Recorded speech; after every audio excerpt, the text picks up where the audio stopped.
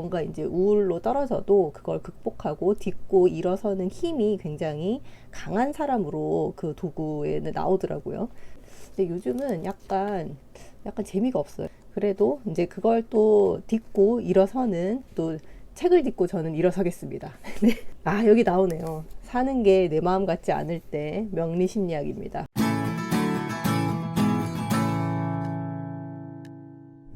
안녕하세요. 1분 책 읽기 매일 낭독 시간입니다. 매일 10분의 낭독으로 나를 견고하게 다지는 시간을 가집니다. 저와 함께 명감의 쾌감을 느껴보시기 바랍니다. 오늘은 2020년 4월 28일 화요일이고요. 지금 시각이 7시 25분입니다. 오전 7시 25분이에요. 요즘 저는 약간 또 이게 호르몬의 변화인가 싶을 만큼 약간 이게 오르락 내리락 하는 이 감정의 기복 때문에 조금 불편함을 느끼고 있고요. 이게 예전에도 뭔가 어릴 때도 우울인 줄 모르고 지나고 보니까 그때 내가 약간의 우울증을 앓고 있었구나 하는 시기가 있었어요. 산후 우울증이었던 것 같아요, 그거는. 근데 이제 요즘은 약간 갱년기 증상인 것 같기도 하고 굉장히 저는 어떤 편인가 하면 굉장히 즐거운 사람이고, 그리고 예전에 이제 회복 탄력성 그 분석하는 도구로 한번 그 테스트를 해본 적이 있는데 굉장히 회복 탄력성도 높은 사람이에요. 뭔가 이제 우울로 떨어져도 그걸 극복하고 딛고 일어서는 힘이 굉장히 강한 사람으로 그 도구에는 나오더라고요. 테스트에는. 근데 요즘은 약간 재미가 없어요. 재미도 없고 뭔가 기분도 별로 좋지도 않고 요 며칠간 좀 그래요. 그래도 이제 그걸 또 딛고 일어서는 또 책을 딛고 저는 일어서겠습니다. 어, 여기 나오네요. 사는 게 내 마음 같지 않을 때 명리심리학입니다. 어제에 이어서.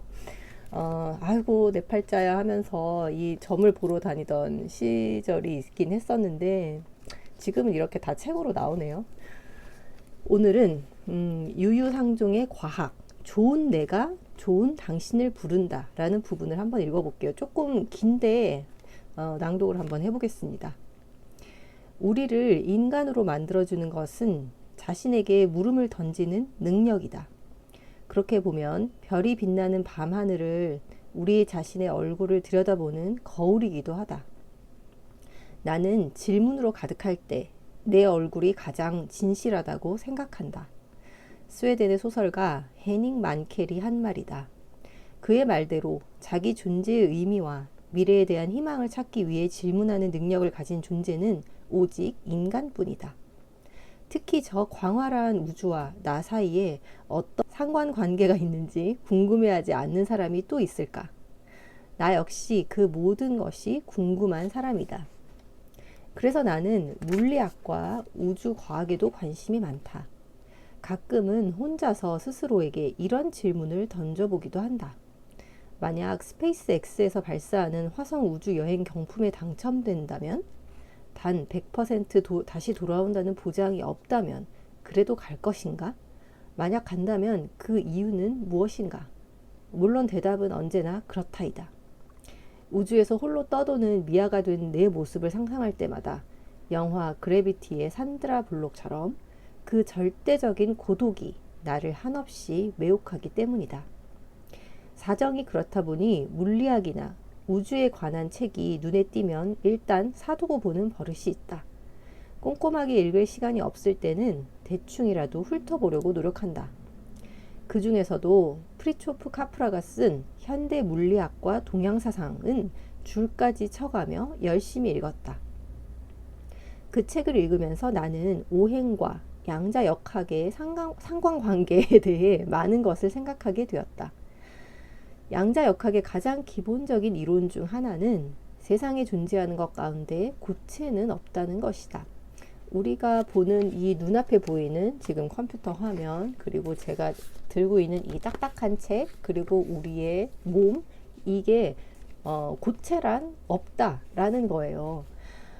우리가 고체라고 생각하는 것도 나누고 또 나누면 원자, 전자, 중성자, 쿼크로 이루어져 있으며, 그것을 더 나누면 결국은 파동이라는 이야기다. 좀 더 쉬운 말로 하면 같은 주파수를 가진 파동끼리는 서로 공명한다는 것이 양자역학 이론의 기본인 셈이다. 양자역학, 그리고 이게 더 나아가서 끌어당김의 법칙의 가장 기본이 되는 이론입니다. 양자역학에서와 마찬가지로 명리학을 비롯한 동양의 학문 역시 파동, 즉 기를 중시한다. 자연은 그것을 관찰하는 사람에 따라 달리 보인다는 것. 그리고 세상은 모두 보이지 않는 기로 이루어져 있으며 인간조차도 그러한 기로 만들어진 존재라는 것. 더불어 세상의 모든 것은 변화하므로 확정된 것은 아무것도 없다는 것이 명리학, 그 중에서도 오행의 기본을 이루는 핵심이기 때문이다. 노벨 물리학상을 수상한 물리학자 닐스 보어가 주역의 사상에 깊이 심취했던 것은 바로 그러한 배경에서다. 이를 다른 말로 표현하면 기로 이루어진 존재인 인간은 끊임없이 변화한다는 것을 의미한다. 영화 바닐라 스카이에는 1분마다 인생을 바꿀 기회가 찾아온다 라는 대사가 나온다. 어느 시인이 쓴 시에서 매 순간이 꽃봉오리이다 라는 표현도 이와 비슷한 의미일 것이다. 한편 양자역학에서는 세상에 존재하는 모든 것은 공간에 독립적으로 존재하는 객체가 아니라 존재와 보이지 않는 비존재 사이에서 천변만화하는 에너지의 일시적 형태 또는 에너지장의 변화 과정이나 작용에 지나지 않는다고 말한다. 그건 역시 명리학과 통하는 부분 중 하나다. 명리학은 우리를 이루고 있는 오행이 우주와 자연을 이루는 기이며 그 오행으로 세상의 모든 것이 형성되고 동시에 나와 모든 오행은 서로 연결되어 있다는 것을 전제로 한다.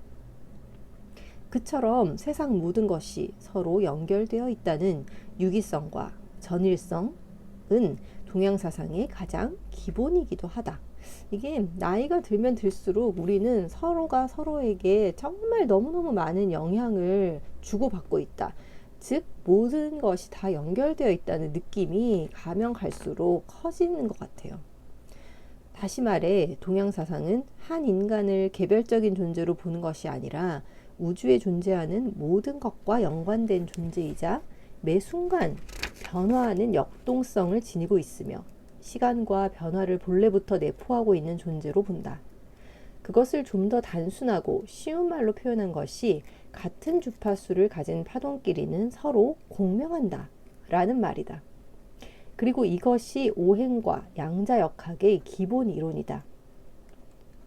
어렸을 때 읽은 동화 중에 자매가 함께 살아가면서 서로 다른 성격으로 인해 결국 인생도 달라진다는 이야기가 있었다. 기억이 확실하진 않지만 내용은 대강 이렇다. 두 자매 중 한 사람은 마음씨가 곱고 착했다. 주위에서 어려운 일을 당하는 사람들을 보면 최선을 다해 도와주려고 애썼다. 다른 한 사람은 그 반대였다. 마음이 심술궂고 자기 멋대로 행동하면서도 자신이 옳다고 내세웠다. 어려운 처지에 있는 사람들을 보면 돕기는커녕 구박하고 못살게 굴었다. 어느 날 하늘에서 내려온 천사가 자매의 이야기를 알게 되었다. 천사는 마음이 고운 사람이 말을 하면 그것이 다 장미꽃으로 변해 주위에 아름답고 좋은 향기를 풍기며 내려앉게 했다. 반면 마음이 심술궂은 사람은 하는 말마다 개구리로 변하도록 만들었다. 당연히 사람들은 입으로 장미꽃을 뿜어내는 사람을 좋아하고 또 자주 찾았다. 덕분에 그녀의 앞날은 밝기만 했다. 하는 일마다 더욱 잘된 것은 말할 것도 없다. 반면 개구리를 입으로 쏟아내는 사람은 안 그래도 심술궂고 못되게 굴어 사람들이 싫어하던 차에 아예 아무도 찾지 않는 존재가 되었다. 어린 시절에 읽은 동화인데도 나는 지금도 이따금 그 이야기를 떠올린다. 주변의 말이나 행동이 지나치게 거칠어서 문제를 일으키는 사람들을 볼 때면 더욱 그렇다. 조금만 더 심술을 부리면 입에서 개구리가 쏟아지겠네 하고 혼자 중얼거리는 때마저 있었다.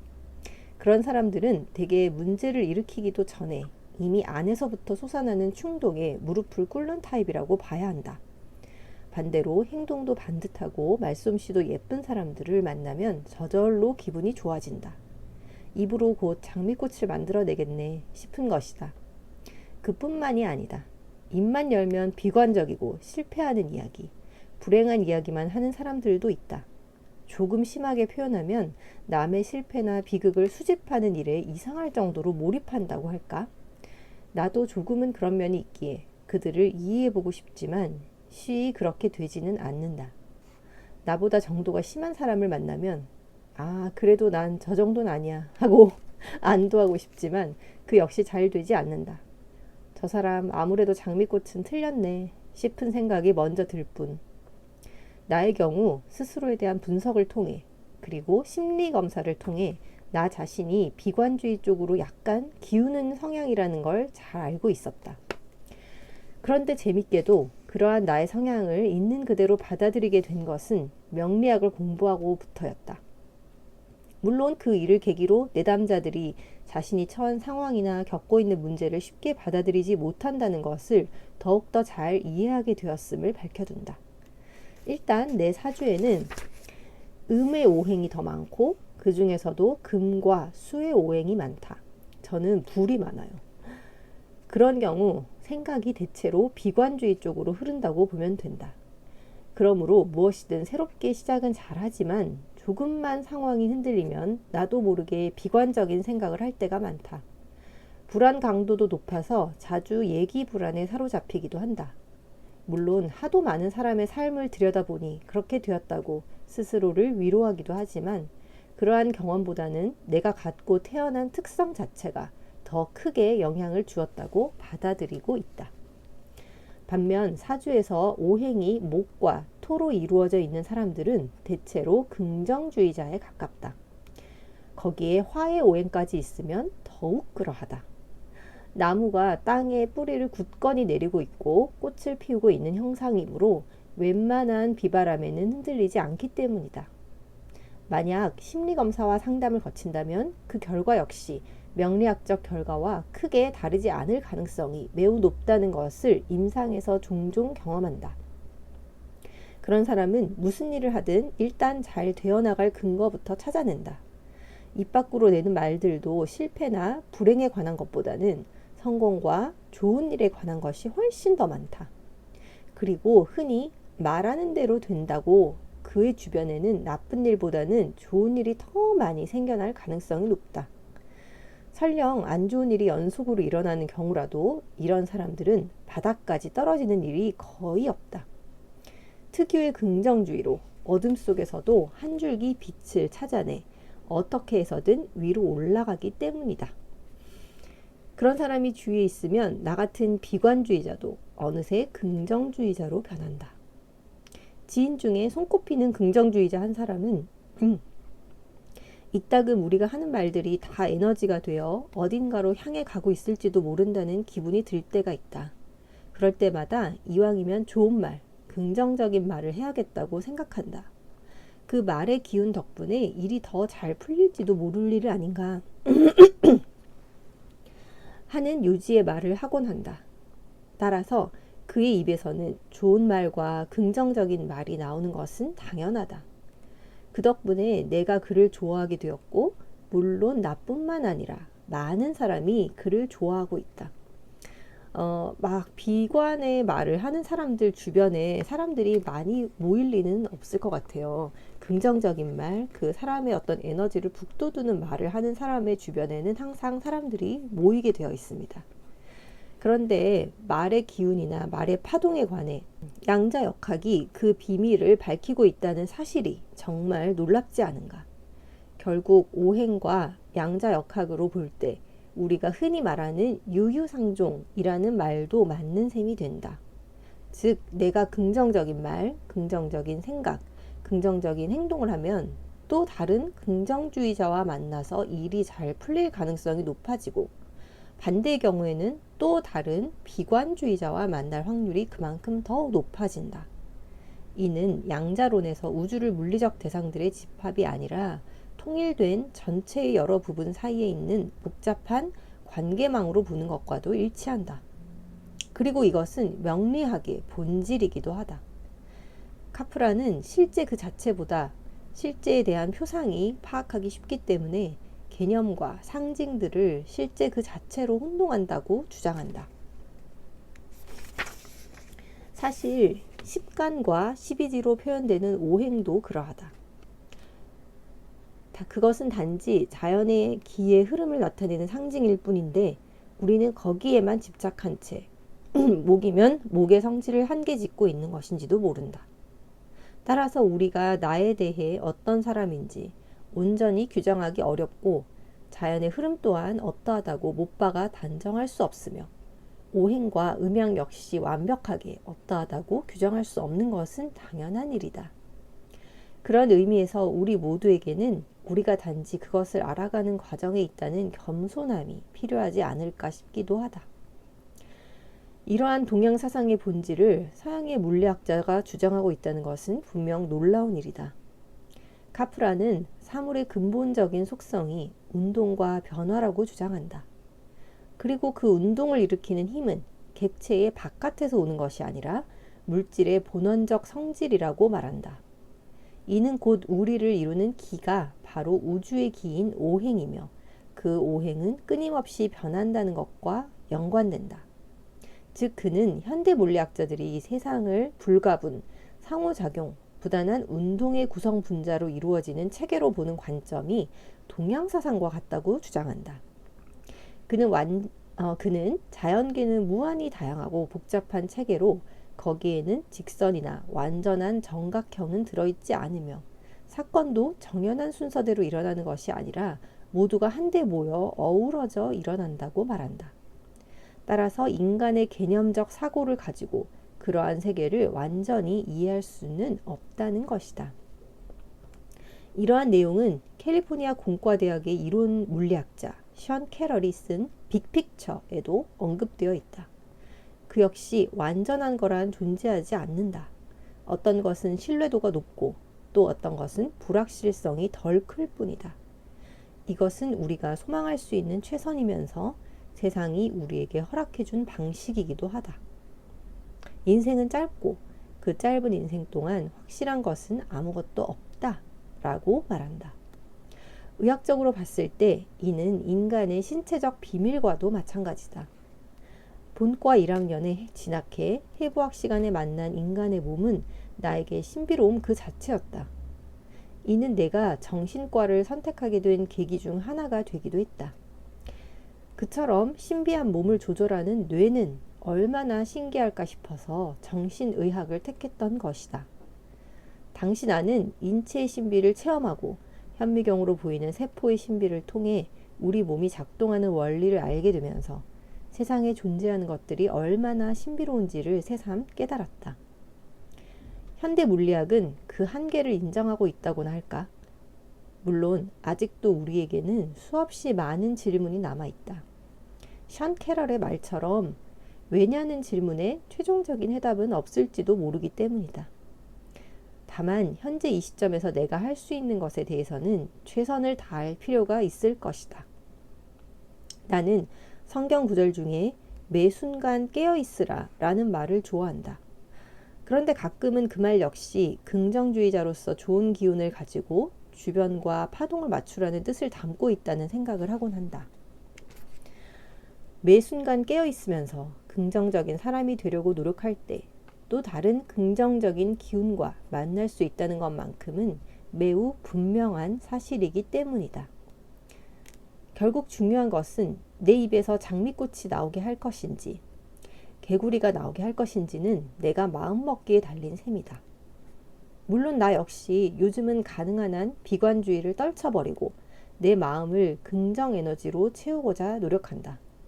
그런 노력을 기울이는 순간이면 내 마음도 약간은 행복한 기운으로 가득해져 설레는 것도 같다. 지금은 그것으로 충분하다. 하지만 더욱 분발하겠다는 생각은 늘 하고 있다. 기왕이면 내 입에서 장미꽃이 쏟아지는 편이 훨씬 더 좋을 것이므로. 이는 내가 이 책을 쓴 이유 중 하나이기도 하다.